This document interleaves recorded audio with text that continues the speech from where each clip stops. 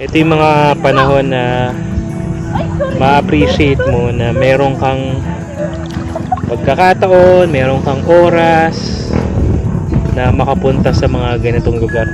Re-relax ka lang, magdi-distress ka, appreciate mo lang yung kagikasan, yung nakapaligid sa'yo, tapos walang ibang storbo.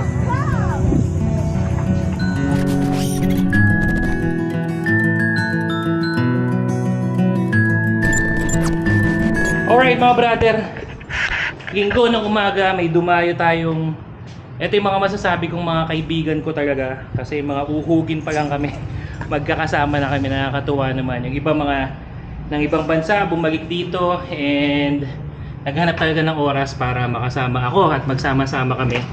So all the way from Tagaytay, Alabang, Muntinlupa, dumayo pa sila papunta dito sa One Moto Avenue. Tapos magagala kami. Sabi ko sa kanila, papashare ko sila dito sa mga pasyagan sa Bulacan. Ganda naman ng ano. Dati tulusi po nila ngayon. Ngayon naka-Fortuner na, oh. Dahil na-inspire ako sa'yo eh. Sina-challenge mo ako eh. Kasama ko dati sa bahay. Tsaka siyempre, kung saan ako lumaki yan, inampunan nila ako. Sila tita dito.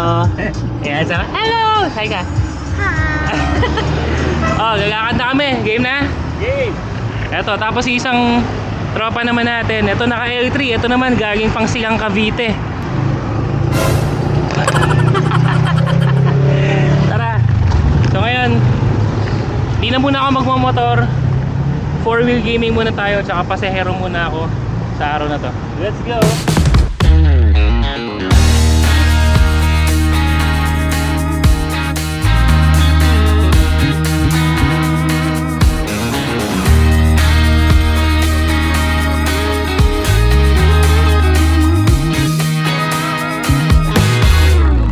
So dito na kami sa entry ng Mount Lawad. So pag entrance nyo dito, meron tayong 50 pesos. Tama ba? About 50 po per head. Per head. Tapos 5:1 po sa tour guide, 300 po.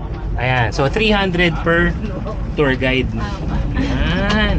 So, heads up, medyo may konting rough road lang naman na dadaanan. Pero kayang-kaya. So dala namin ngayon ang L300 ni Ilong Mejia. Ay, ni Lloyd Tugano.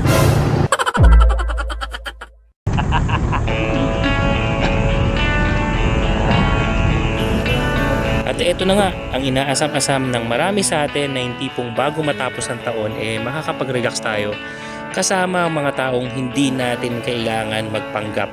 Yung kung sino ang totoong tayo, talaga namang tanggap. Masarap makasama ang mga totoong taong subok na ang pagkakaibigan. Na kahit sino ka pa, kahit ano ka pa, at kahit ano pang narating nyo at narating ng isa't isa, hindi nababago ang turingan, totoong solido. At papunta pa sa isang magandang lugar at napapaligiran ng kalikasan, eto na yon.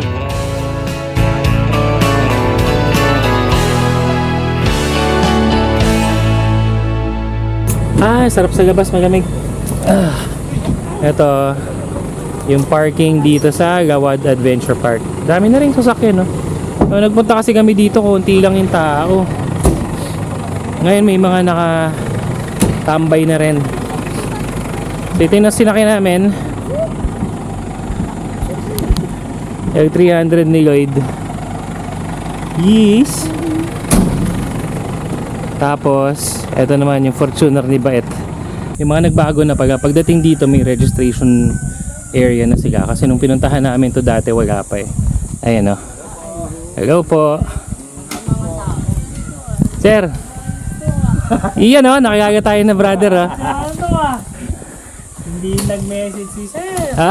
Wala sir, biglaan lang to. Kasi yung mga kasama ko galing pang mga Cavite, Tagaytay, dumalaw sa akin mga galing din ibang bansa. Sabi ko sige, punta tayo dito. Bigyan mo naman Iyon o. Naka 50% discount tayo. Nakilala tayo ni Kuya. Ito yung ano, kami pa ni na boy first time. Diba? Tapos pinaganda tayo ni Kuya ng kape. yun. Ano nga pangalan mo ulit? Sir Arnel, sir. Arnel. Oo. Diba? Ano kami Kuya? Bagi 10. Yan na lang natin nag-discount. O sige, ikaw na ba? Ayan, register lang tayo. Si Kuya Arnel, kasama na naman natin. Hello, sir.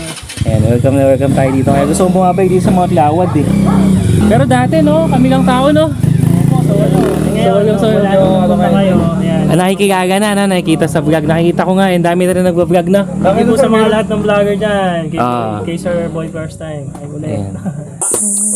Registered na tayo. Ngayon, gagawin natin, bababa tayo doon. May cottage na tayo doon. Malaking cottage sa atin, no, kay Arnel, no? Ako, libre po yan. Yun! Oh, di ba?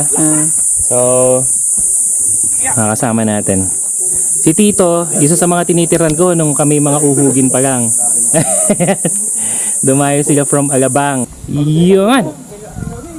Tita, ingat po pababa ah. Wala kaming nadalang yelo. Ngayon, sina Kuya Arnel na bahala sa amin. Nagpabili na kami ng yelo. Pero ang advice ko sa inyo, kung pupunta kayo dito, magdagdagan na kayo ng yelo nyo. Kami, nagdagan na kami ng pagkain namin. Mamaya, sama namin kayo, salo-salo tayo kumain.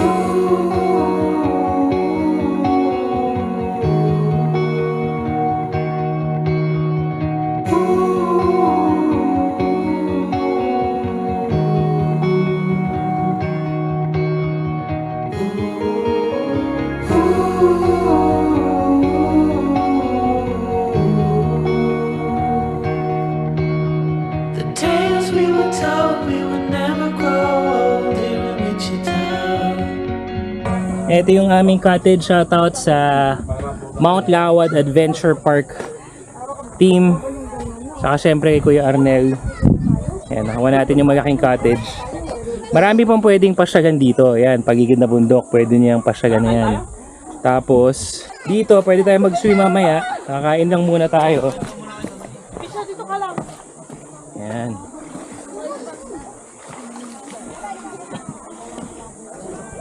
Yeah. Ito malalim na to pero napakaginaw ng tubig oh. Ayun oh. Tapos parang gamig-gamig. Ang ganda. Pakalawang beses na dito sa Mount Lawad. Ayan, napakaganda. Doon banda mababaw. Ayan, may mga bata. Pwede yung mga bata. Relax.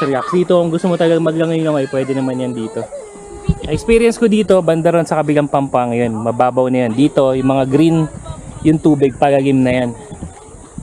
Kakain muna tayo ngayon. Kwentuhan, relax lang. Sama yung mga totoong kaibigan. Yun ang masarap na paglipasan ng oras.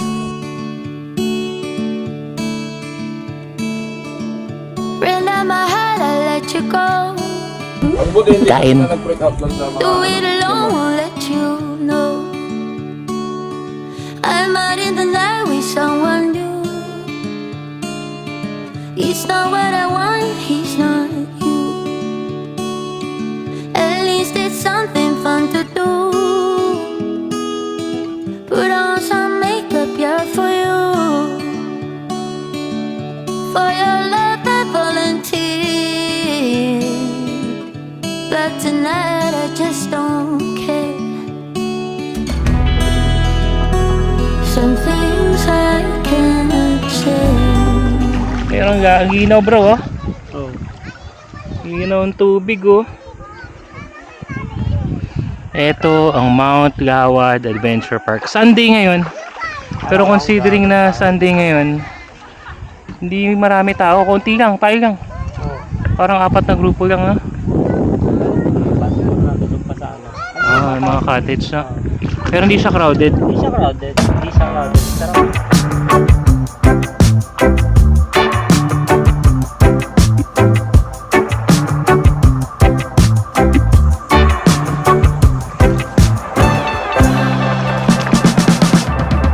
Ito yung mga panahon na ma-appreciate mo na meron kang pagkakataon, meron kang oras na makapunta sa mga ganitong lugar.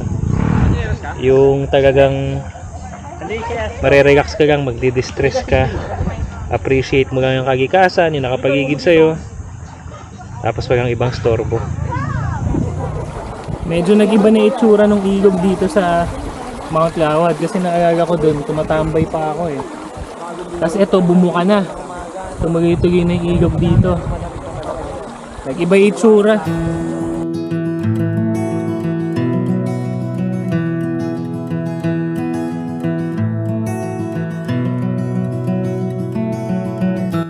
Hindi kami madalas nagkikita ng mga kaibigan ko.